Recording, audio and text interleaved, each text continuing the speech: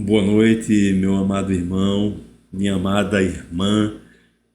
Sejam muito bem-vindos para que a gente possa, mais uma vez, realizar juntos a leitura orante dos Salmos. Eu peço que você possa tomar sua Bíblia, seu celular, algum tipo de dispositivo que tenha a Bíblia, porque a gente hoje vai meditar, no Salmo de número 58.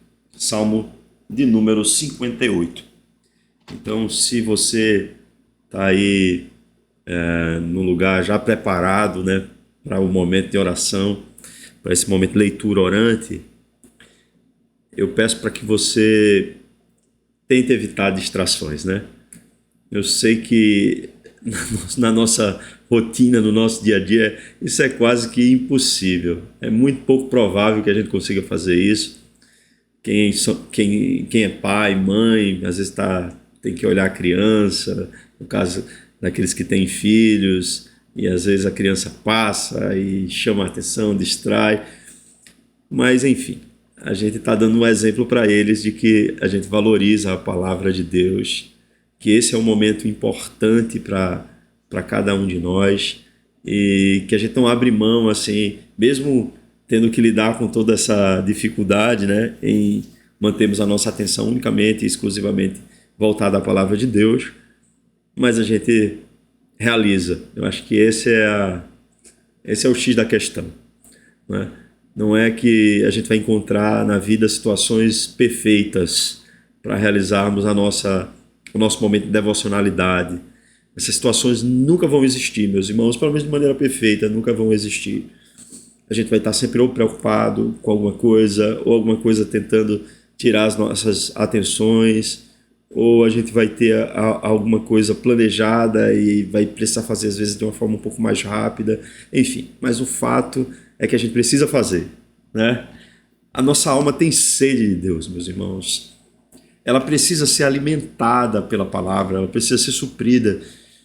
E a gente já tem muitos momentos assim na nossa igreja em que isso acontece, A gente tem a escola bíblica dominical, a gente tem a administração da exposição bíblica nos cultos dominicais, a gente tem nas quartas-feiras a devocionalidade, estudos devocionais sendo feitos ali pelo nosso pastor e irmãos da igreja presbiteriana de Jacareí, e a gente tem a leitura orante do Salmo como um lugar também de devocionalidade, que não é o mesmo que uma exposição bíblica, que não é o mesmo que um estudo bíblico dirigido, mas é algo que nos faz nos conectar intimamente com a palavra de Deus e nos faz também nos comprometer em fazermos essa leitura para edificação própria, tá?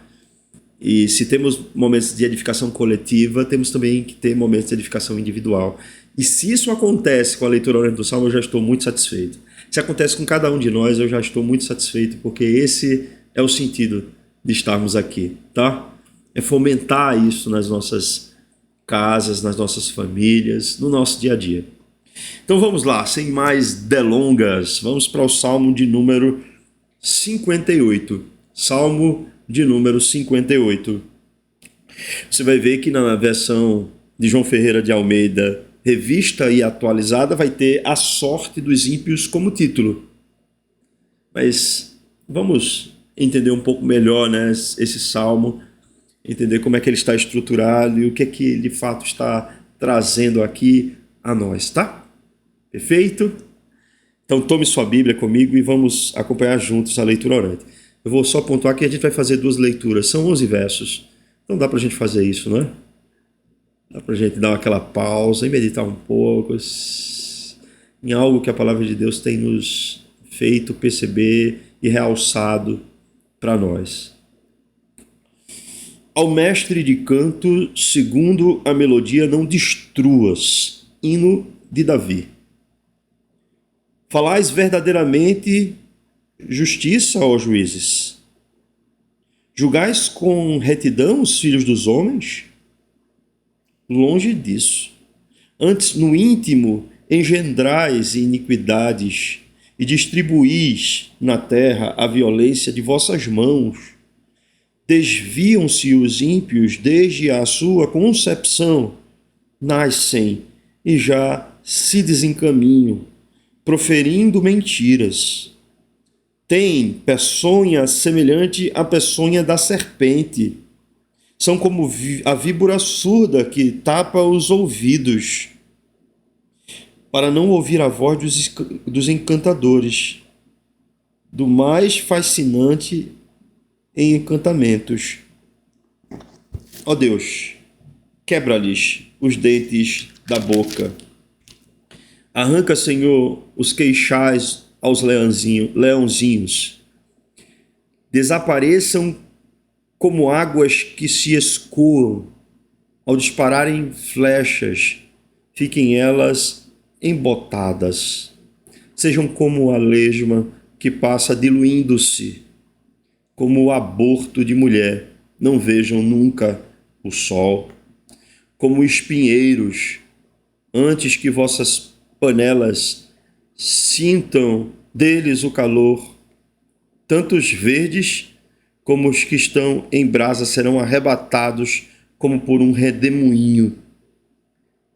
Alegrar-se-á o justo quando vir a vingança, banhará os pés no sangue do ímpio. Então se dirá, na verdade, a recompensa para o justo. Há um Deus, com efeito, que julga a terra.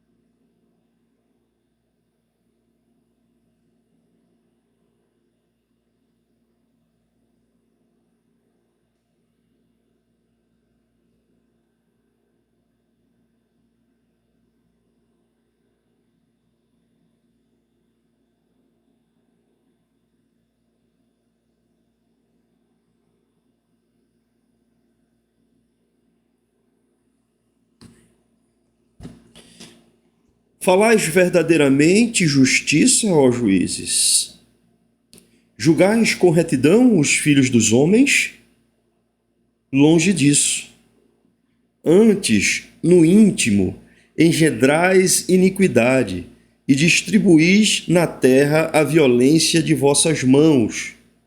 Desviam-se os ímpios desde a sua concepção. Nascem e já se desencaminham, proferindo mentiras. Têm peçonha semelhante à peçonha da serpente.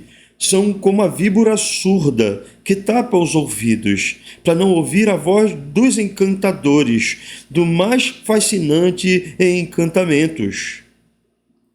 Ó Deus, quebra-lhes os dentes da boca, arranca, Senhor, os queixais aos leãozinhos.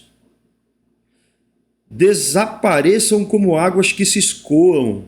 Ao dispararem flechas, fiquem elas embotadas. Sejam como a lesma que passa diluindo-se, como o aborto de mulher. Não vejam nunca o sol. Como espinheiros, antes que vossas panelas sintam deles o calor. Tanto os verdes como os que estão em brasa serão arrebatados como por um redemoinho. Alegrar-se-á o justo quando vir a vingança, banhará os pés no sangue do ímpio. Então se dirá, na verdade, há recompensa para o justo, há um Deus, com efeito, que julga a terra. Há um Deus, com efeito, que julga a terra.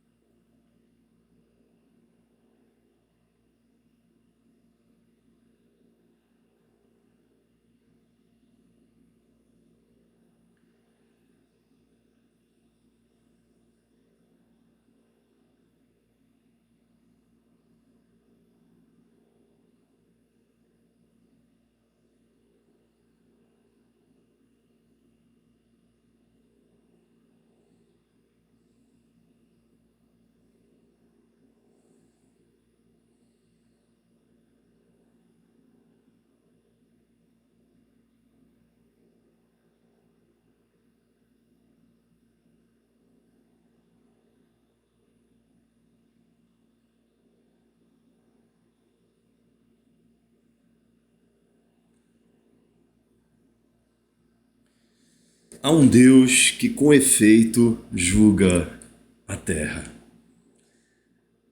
Ouvir essa frase talvez possa trazer para nós um sentimento de que nada está fora do controle de Deus, nada está dele colocado à parte. Deus, ele tem o seu domínio estabelecido sobre todas as coisas. Esse é um salmo também que tem palavras muito duras, né? Palavras fortes.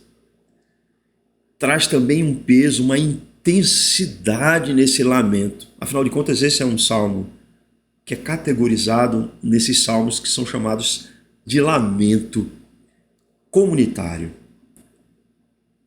O salmista, que aqui é Davi, ele expressa no seu poema um desejo de justiça, um desejo em que Deus possa vingar aqueles que agem de maneira injusta e cruel. Irmãos, embora a gente não tenha nesse salmo um registro histórico, como em outros cabeçários de salmos que a gente viu como anterior, enfim, esse salmo deve estar possivelmente situado naquelas mesmas situações de que Davi fugia de seus inimigos, a que possa ser Saul ou até mesmo Absalão, seu filho.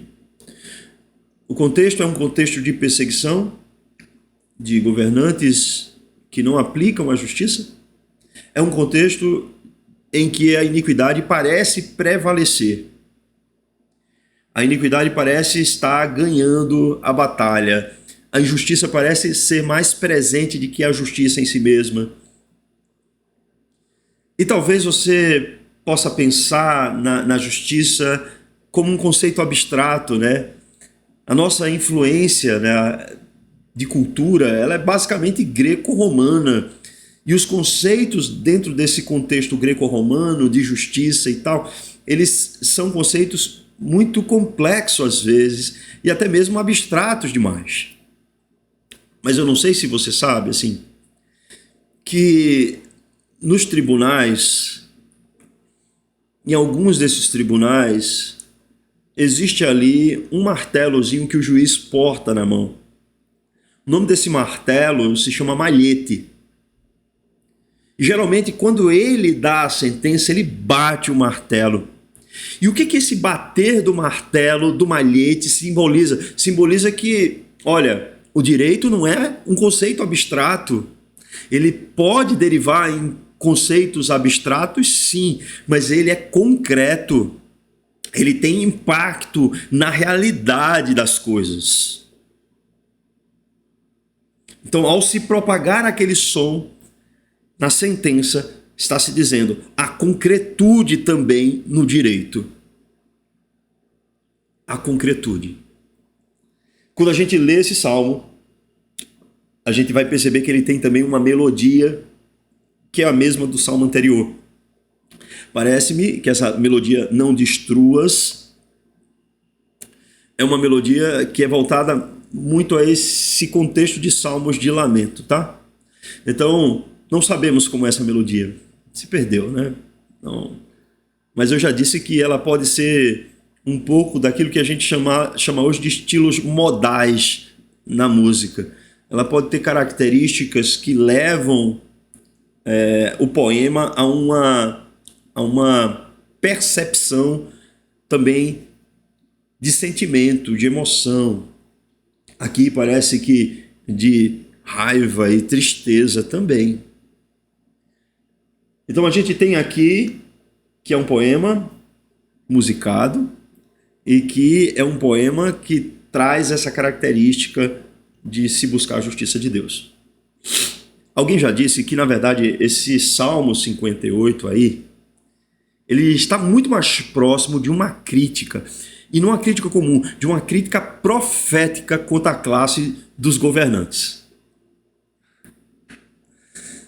E aí, meus irmãos, percebemos com isso que aquilo que Davi escreveu, não escreveu para um momento apenas.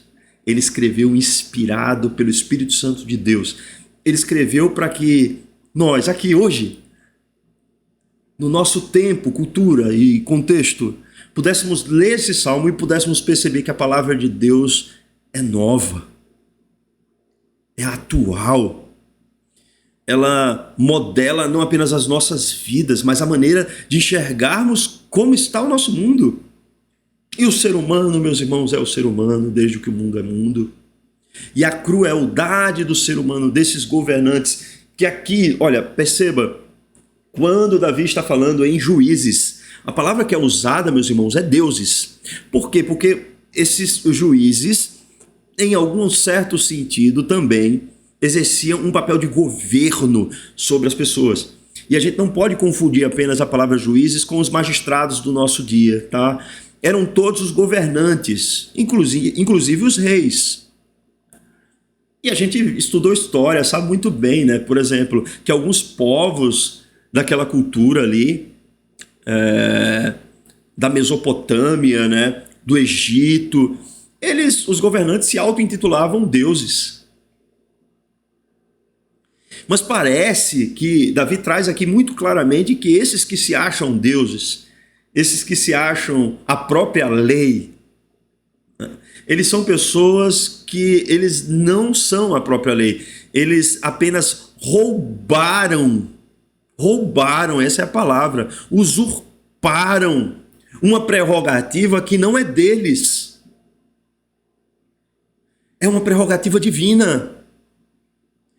O que o governante deveria e deve fazer nunca é se colocar acima da lei. Porque a lei, ela é concreta. A lei é uma instituição divina. A lei, ela foi posta para ordenamento da nossa sociedade, para punir os maus e para proteger aqueles que praticam a justiça. Irmãos, isso está na nossa confissão de fé de Westminster. Então, quando a gente se depara com um salmo como esse, meus irmãos, não tem como a gente observar, deixar de lado aquilo que aconteceu na história humana. Não tem como a gente observar isso tudo aqui e dizer assim, nossa, que coisa atual. Essa crítica que Davi está fazendo aqui, esse apelo para a justiça divina, não é uma coisa nova, meus irmãos. A humanidade, durante muito tempo, governantes promoveram horrores, atrocidades. E olha o que a gente tem aqui, por exemplo, na história humana, que é interessante se trazer.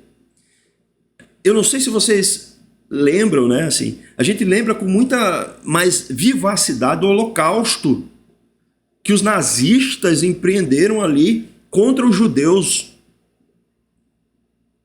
onde milhões de judeus foram assassinados, meus irmãos, sob o comando, sob a batuta, né, impiedosa de Hitler.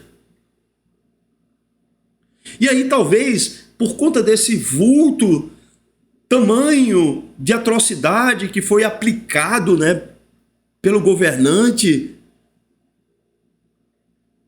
alemão, Hitler, a gente não observe outras coisas que aconteceram no decorrer da humanidade e até mais recentes.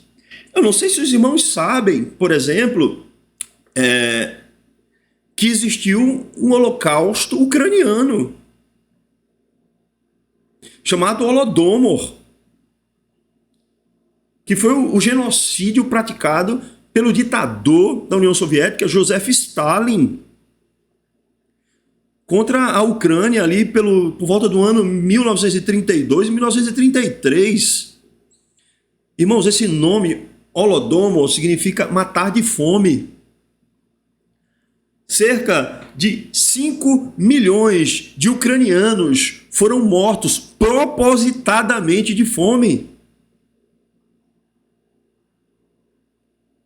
A gente não tem como olhar isso também, não observarmos aquilo que aconteceu no Camboja, por exemplo, em que o Partido Comunista, né, membros criaram aquele Khmer Vermelho, E lá por volta do ano 1975 a 1979, que foi o ano que eu nasci, lá em Camboja, cerca de 3 milhões de pessoas foram crudelissimamente assassinadas por esse grupo. Irmãos, era cerca de 21% da população. E aí você pode dizer assim, mas isso não acontece nos nossos dias. Queridos irmãos, isso acontece especialmente em ditaduras comunistas, como é o caso da Coreia do Norte. Talvez você não saiba, mas desde o regime de Pyongyang, existem dados de 2014 de que centenas de milhares de pessoas vivem em campos de concentração, meus irmãos. São mortas, são torturadas, porque se opõem ao regime. A gente tem visto, meus irmãos, um crescimento galopante de ditaduras de viés comunista na América Latina, como é o que acontece com a Nicarágua, como é o que tem acontecido aqui na América do Sul com a Venezuela, meus irmãos, em que todos os candidatos de oposição, eles são impedidos de concorrer ao pleito. A injustiça tem campeado nas nossas cercanias. Talvez não só nas nossas cercanias. Então a gente vive, meus irmãos, em um contexto em que a injustiça faz parte da nossa história. Governantes, eles têm uma participação muito grande nisso, porque à medida que eles dispõem de poder, eles usam o seu poder para aplicar esse poder de maneira cruel contra o povo. E aí, meus irmãos, quando a gente lê um salmo desse com palavras tão fortes assim, a gente precisa ter isso em mente. Que Deus é um Deus justo. Que Deus é um Deus que ele não vai, meus irmãos, compactuar com esse tipo de atitudes. Que o nosso Deus, ele não vai ficar em silêncio. Então, quando o salmista Davi, ele busca a Deus, meus irmãos, entendam, ele busca a Deus consciente de quem é esse Deus que ele busca. Que é um Deus que não se satisfaz com a injustiça, mas com a justiça. Não se satisfaz com a mentira, mas com a verdade. Tem horas, eu não sei se a irmã Hilda está assistindo aqui, né, que a gente conversa vez por outra, que eu vejo a nossa realidade, irmã Hilda e os irmãos que estão aqui nesse momento. E eu não tenho como não lembrar do escritor George Orwell, em seu livro 1984. No Brasil já está se pensando em criar o Ministério da Verdade, meus irmãos. Para que pessoas que não falem aquilo que o governo permite que fale, possam ser reprimidas. Possam ser impedidas da sua liberdade de expressão. E olha, quando George Orwell escreveu isso, meus irmãos, ele escreveu quase como criando uma distopia. O que é uma distopia, meus irmãos? É você pegar uma realidade futura distorcida. Sabe? Distorcida. Mas parece que a realidade está sendo de fato distorcida na nossa vida, no nosso dia a dia. E não nos temos dado conta disso. Precisamos atinar, meus irmãos, enquanto há tempo. Não devemos compactuar com injustiça. Temos que lembrar que existem leis. Existe uma lei que é maior do que todas, que é a lei de Deus. E que existe um Deus que está acima dessa lei e que cumpre com a sua justiça entre as nações. E devemos apelar a esse Deus que nos faça justiça. Essa questão, meus irmãos, é muito mais moral e espiritual do que nós imaginamos. Muitas vezes, assim, pela influência do humanismo, né, na nossa cultura, algumas questões de oração às vezes são evitadas, né? Você pensa assim, não, eu não vou orar assim porque, nossa, eu tô... Mas só que diante da crueldade, diante daquilo que tem sido feito de injustiça e do tamanho dessa injustiça, das proporções dessa injustiça, meus irmãos, devemos crer que Deus é justo e que retribuirá de maneira justa àqueles que praticam o mal. Ok? Então, nesse sentido, a gente olha para o Salmo e a gente vê pelo menos aqui 3 partes, 3 momentos. Qual é a primeira parte? Veja aí. Do verso 1 ao verso 5, a gente tem aqui a má influência dos perversos. É isso que o salmista Davi tem tratado aqui. Do verso 6 ao verso 9, ele faz uma oração e ele pede para que Deus julgue. Deus vingue. Isso é um apelo pela justiça de Deus.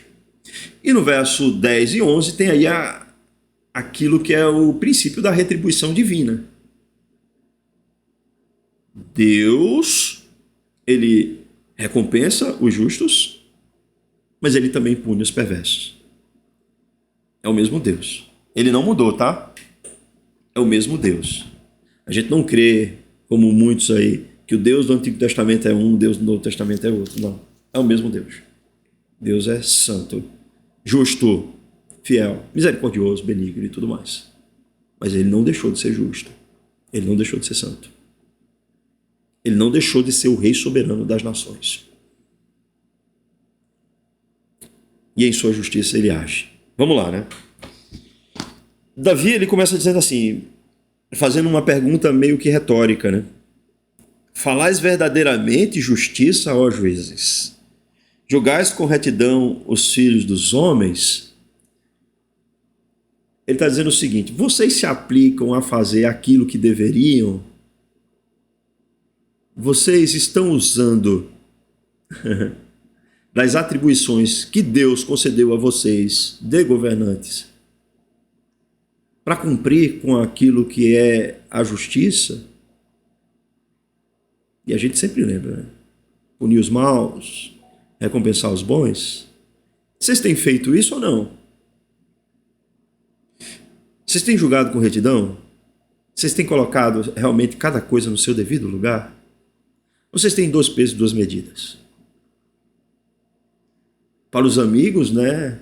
Tudo. Para os inimigos, a lei. O que vocês têm feito?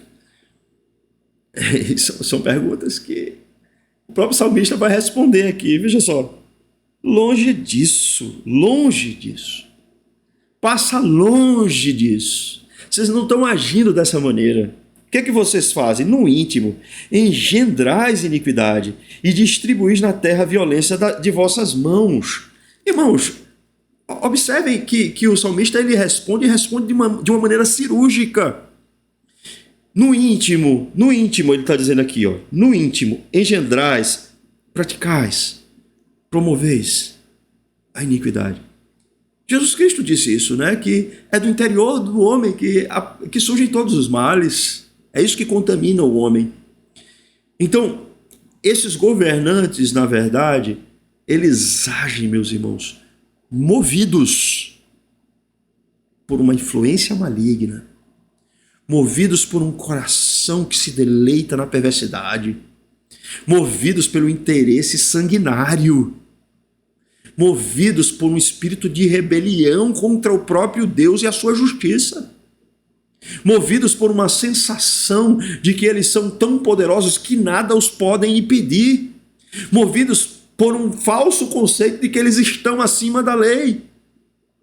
Engendrais iniquidade no vosso coração, disse o salmista Davi, e distribuís na terra a violência de vossas mãos. E isso, meus irmãos, é fato. Quando a gente tem um governante moralmente ruim, quanto mais moralmente ruim é o governante, mais isso se reflete na vida pública. Se a gente tem um governante ladrão, cometeu peculato, que roubou dinheiro público que era para saúde, educação. Pessoas morreram por conta da corrupção desse governante. E esse governante volta ao poder, meus irmãos. Não dá para esperar que a sociedade melhore, né? Na verdade, quem vai comemorar é o quê? São os perversos, são os assassinos, os ladrões, os corruptos. Vão comemorar, porque agora eles vão ter o quê? Eles vão ter facilidade até para fugir de presídio, meus irmãos. E não importa se é segurança máxima, mínima, né? Eles sabem que agora o negócio tá liberado. Entendeu? Eles distribuem na terra a violência de vossas mãos. E basta, meus irmãos, fazer comparativos de índice de criminalidade. Isso é uma coisa tão simples. Hoje, meus irmãos, a gente tem tantos dados estatísticos que só não vê a realidade quem não quer, né? Quem não quer ver e não vê. Não vê. Mas a gente percebe, determinado governante aumentou ou diminuiu a criminalidade? Diminuiu. E quando o outro entrou, aumentou ou diminuiu? Aumentou. O que aconteceu então para que isso mudasse assim tão rapidamente? Será que esse governante não tem conluio com esses bandidos, com esses malfeitores? Irmãos, é isso. A gente tem juízes, meus irmãos, acusando, por exemplo, cristãos de conluio com o tráfico de drogas. Percebam, né? Mas, espera aí. Quando os governantes desse juiz assumem o poder, o tráfico de droga aumenta. Onde é que está aí o conluio? A gente precisa, meus irmãos, olha, eu vou dizer uma coisa para os irmãos. Eu vou dizer de coração isso aqui, com muita sinceridade. A gente precisa colocar os nossos neurônios para trabalhar, meus irmãos. Não dá para ficar nessa historinha, sabe, o tempo todo, sabe, sendo bombardeado por ideologias, meus irmãos, e a gente não raciocinar. Isso, Deus nos deu essa capacidade intelectual. Isso é dádiva do trono da graça de Deus. Não dá para a gente ficar assim, pensando coisas aleatórias, conforme as pessoas jogam e ventilam essas coisas para a gente. A gente precisa fazer críticas. Irmãos, eu vou dizer, eu não assisto telejornal mais nenhum da TV aberta. Tem tanta informação, meus irmãos, que você pode ir direto às fontes para colher, que você não precisa. Se você quer saber sobre alguma coisa, vai lá num determinado portal, visualiza ali, quanto é que, por exemplo, quanto aumentou na pandemia o número de pessoas que foram agredidas, de violência doméstica. Você vai lá, tem uma estatística lá, meus irmãos. Eu sei que em algumas dessas estatísticas, os índices são manipuláveis, mas em outras não. Então você tem como saber algumas coisas. Basta ir lá e consultar. Eu prefiro do que ouvir um terceiro me trazendo uma informação sobre alguma coisa. Na verdade, isso vai criar em mim uma dependência, sabe? Uma dependência. E eu prefiro ter essa liberdade de eu mesmo avaliar, pensar e refletir sobre isso. Então o salmista está trazendo isso aqui. Se o governante engendra maldade, se ele é moralmente ruim, moralmente mais baixo, nossa, a sociedade vai ter efeitos desastrosos com esse governante. Desastrosos. Isso é fato, tá? Não é só o governante que é reflexo da sociedade, porque muita gente usa esse argumento, né? Isso é fácil de usar, viu? Mas os governantes podem corromper o sistema para que eles possam assumir o poder a despeito da vontade da sociedade. A gente sabe disso, por favor, né? Não somos meninos. Então, assim, e quando ele assume, ele tenta corromper essa sociedade para que a sociedade fique cada vez mais dependente do governante, ele possa fazer com que o Estado, ele com seus tentáculos, entre em todas as instituições, inclusive a família, decidindo por coisas que não caberia a ele, para que eles possam ter o controle. E o que eles querem, meus irmãos, é controle absoluto, tá? De todas as coisas, é o que eles querem. Quanto mais controle para eles, melhor. Na China, para vocês terem um exemplo, na China existe reconhecimento facial em quase todos os cantos. Em Hong Kong, por exemplo, você não anda ali sem que você não seja percebido. As câmeras de reconhecimento facial estão ali em tudo que é canto. Então, o governo tem meio que um controle quase que absoluto, entre aspas, né, sobre o que a população faz, é o que eles gostam de fazer. Tenham cuidado, meus irmãos, para esses lugares que dizem assim, república democrática, porque geralmente de democracia não tem nada, tá? Não tem nada de democracia. Quando as pessoas apelam muito para essa palavra democracia, democracia, democracia, ou usam a palavra democracia para se referir a um estilo indesejado, né? Vocês estão vendo que eles estão pervertendo a palavra, o termo, para uso próprio, para auto-benefício. Isso acontece, viu? Vamos lá, né? E aí ele vai tratar agora, observe, meus irmãos, a partir aí do verso 3, ele vai dizer aqui algumas coisas sobre esses ímpios, que em parte são maldições, e eu vou tentar explicar por quê. E as maldições que eles sofrem resultam deles próprios, tá? Do comportamento deles. Primeiro ele diz assim, desviam os ímpios desde a sua concepção, nascem e já se desencaminham proferindo mentiras. O que eles estão dizendo? Que desde a concepção, ao longo da vida, os ímpios se aplicam em fazer aquilo que é a impiedade, a maldade, a perversidade. Então, assim, eles, veja só, se desencaminham proferindo mentiras. E a palavra mentira, que eu já falei isso, meus irmãos, não entendam só mentiras assim de falar alguma coisa de inverdade para alguém, pontualmente, mas é mentira no sentido de toda a realidade. Eles transtornam a realidade, sabe? Eles querem que a população veja uma coisa que não existe, para evitar que eles possam ver de fato o que está acontecendo. Então, assim, essa é a condição primária deles. Eles têm, ao longo da vida, demonstrado que eles são perversos. Existe uma ciência até na psicologia que estuda a perversidade de governantes. Se eu não me engano, é ponerologia, o nome dessa ciência. E esses camaradas são realmente assim, meus irmãos. Eles se preparam perversamente para assumir o poder. Perversamente.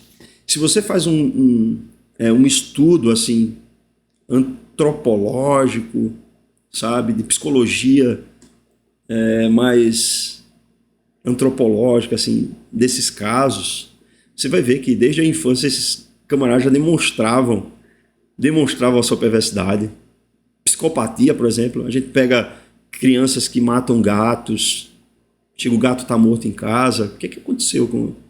Quem foi que matou esse gato, né? Então, assim, vão demonstrando ao longo da vida comportamentos que deixam claro que eles são pessoas que gostam de ver o sangue derramado, entendeu? Tem prazer nisso. Aí ele diz aqui no verso 4, tem peçonha semelhante à peçonha da serpente, são como víbora surda que tapa os ouvidos, para não ouvir a voz dos encantadores, do mais fascinante em encantamentos. Primeiro, eles são como víbora. Esse é um exemplo que, naquele contexto do Oriente Próximo ali, era muito ligado para pessoas que agiam com falsidade. E hoje em dia também a gente usa, né? Fulano é tal cobra, porque é uma pessoa falsa, né? Ela morde por trás. E ele está dizendo assim que eles têm peçonha semelhante à peçonha de víbora, são como a víbora surda que tapa os ouvidos, para não ouvir a voz dos encantadores. O que ele está trazendo? Já está trazendo aqui uma maldição. É como se eles estivessem entregues à própria sorte. E eles agem com uma maldade que vai gerando cada vez mais sobre a vida dele o peso do juízo divino. Tá? É isso que o salmista está trazendo aqui. Irmãos, o mal, ele vai se amontoando. Nós nascemos na impiedade, todos nós, sem exceção. Não é? Se não for por graça de Jesus Cristo, permaneceremos nesse mesmo lugar. Porém, assim, dentro da vida comum de impiedade, você pode ter condições em que a impiedade cada vez mais aumenta em sua vida, em que o tipo de maldade se torna cada vez mais absurda. E isso vai enchendo o copo, sabe? vai enchendo o copo do juízo divino, vai enchendo a taça do juízo divino. E se Deus entrega a própria sorte, aí é que é o pior dos juízos de Deus. Lembra lá de Paulo, né, escrevendo aos Romanos, né? Se Deus entrega o homem a sua própria sorte, meus irmãos, o homem não vai fazer outra coisa, senão maldade, perversidade. Vai destruir os seus próprios corpos, como está lá em Romanos. Então, olha que aqui tem questões importantes, né? Isso já se aplica como juízo divino. Irmão, se alguém está vivendo uma vida longe dos caminhos do Senhor e ela tem praticado maldade, a tendência dela é praticar muito mais maldade, viu? A tendência dela não é retroagir, diminuir a maldade, não. A tendência natural dela é praticar mais maldade e cada vez coisas mais cruéis e absurdas. E aí ele continua dizendo assim, veja só no verso 6. Ó Deus, quebra-lhes os dentes na boca, arranca, Senhor, os queixais dos leãozinhos. A gente viu que no salmo anterior ele disse que esses inimigos eram como leões com dentes afiados, como pontas afiadas, e sua língua era como uma espada, né? Olha o juízo que ele está clamando, é que Deus quebre os dentes dele, né? Deus quebre os dentes deles, que eles percam o seu poder de fazer o mal, que eles percebam que eles não têm mais força nem poder nenhum. É isso que o salmista está dizendo aqui. Deus quebra-lhes os dentes na boca, é como um soco, né? Que quebra os dentes todos. Então, esses dentes que eram pontiagudos, esses dentes que eram capazes de infligir nas pessoas violência, perdem a sua força agora. Perdem a sua força. E aí ele fala aqui no verso 7, desapareçam como águas que se escoam. Existiam ribeiros ali, que é no caso o que é usado aqui para esse salmo, que eram sazonais. Eles apareciam, mas sumiam. Meus irmãos, é assim, olha, escutem o que eu vou dizer. É assim o poder terreno. Ele não dura para sempre.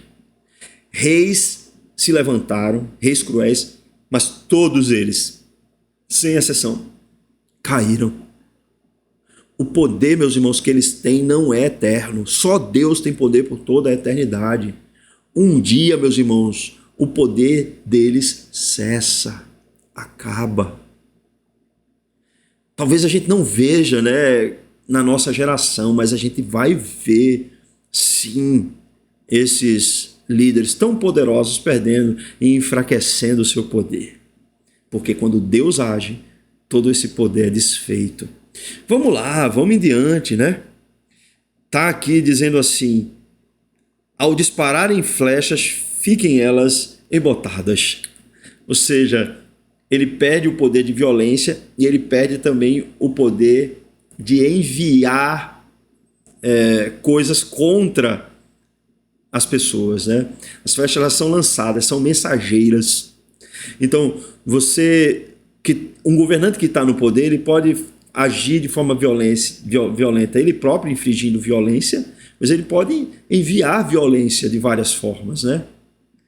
Os estudos, por exemplo, sobre o que aconteceu na Alemanha nazista, mostram que a coisa era tão departamentalizada que até aqueles que trabalhavam, os nazistas, soldados, que trabalhavam ali nas câmaras de gás, eles faziam um serviço tão pequeno, assim, no contexto do processo, que eles não se davam conta do tamanho do mal que eles estavam praticando, entendeu? Eles eram enviados. Mas o que o salmista está dizendo é que roga a Deus que essas flechas sejam embotadas, que elas percam o poder, que elas não atinjam o seu objetivo, que elas não atinjam os seus objetivos. E alguns, né, eles não obedeceram o regime nazista. Não sei se vocês já assistiram, né, ou já leram o livro A Lista de Schindler. Eu acho que é interessante ler. É bem interessante. Ou assistir o filme. Agora, é longo, tá? É um filme preto e branco que ele só vai ter um momento de cor no filme, só para realçar uma coisa da tamanha crueldade em que os judeus foram expostos ali na Alemanha nazista. E aí, no verso 8, diz assim, sejam como a lesma que passa diluindo-se O que é isso? É que, como uma vela vai derretendo a cera, a impressão da lesma que ela vai andando, ela vai deixando ali um rastro, né? Quando ela sai do caracol ali, vai andando, ela vai deixando um rastro ali de líquidos, né? E a impressão que ela está é que ela está diluindo, ela está perdendo força, perdendo força.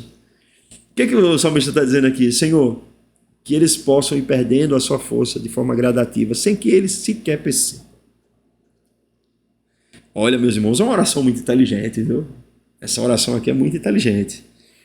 E aí ele diz, como aborto de mulher, não vejam nunca o sol. O que seria o sol para um perverso? Seria o poder absoluto, entendeu? Seria o poder absoluto. Ver o sol é ele dizendo assim, eu tenho controle já sobre tudo, sobre todos. Mas que Deus não permita que ele chegue a esse ponto. Deus não permita. Que ele seja como um aborto. E aqui é um exemplo, tá? Do que acontece no aborto, em que a criança está prestes a nascer, ou está num processo de maturação e ela não consegue nascer devido a algum tipo de complicação. Da mesma forma que a criança não consegue nascer, que os projetos malignos destes homens poderosos também não se realizem plenamente. E aí ele vai falar no verso 9, como espinheiros, antes que vossas panelas sintam o calor deles o calor, tanto os verdes como os que estão em brasas serão arrebatados como por um redemoinho. Deixa eu explicar isso aqui, né? Quando se fala assim como espinheiros, irmãos, aqui é que, para vocês entenderem, tá? Os espinheiros eram usados para fazer fogo. Os espinheiros secos pegavam fogo e tal, e os verdes eram guardados para eles secarem e serem colocados ali como lenha, às vezes, para aquecer as panelas, tá? Então, para que o fogo se mantivesse, era preciso que existisse esse tipo de insumo, né? Esse tipo de material. E o que ele está dizendo? É que todo esse material suma, que Deus tire deles todo o material que coloca fogo ali para aquecer a panela. Ou seja, que eles percam seus insumos, que eles percam tudo aquilo que possa ser para eles fonte para que eles apliquem a sua violência contra as pessoas.